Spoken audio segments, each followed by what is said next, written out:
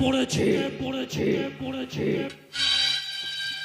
একদম সোজা কুজাগরের বেডরুমে আমি ঢুকে পড়েছি। তবে এখনো পর্যন্ত হিসাবটা যেটা আমার কাছে দাঁড়িয়েছে, গোপাল দাস মালি, বিতেশ চ্যাটার্জি আর ওই কমলিকা আমাকে একদম সন্দেহ করে কোনো সুযোগই পায়নি। তবু সালা মাথার মতো আমার টেনশন।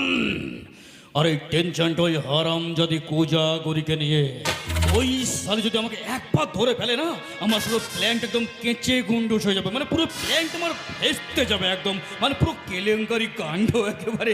কি যে সত্যি করে বলুন আপনি কে?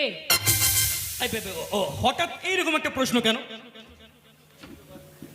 প্রশ্নটা এই কারণে করছি কারণ আমার স্বামী সাগর আগে কখনো কোনোদিন সিগারেট খেতেন না,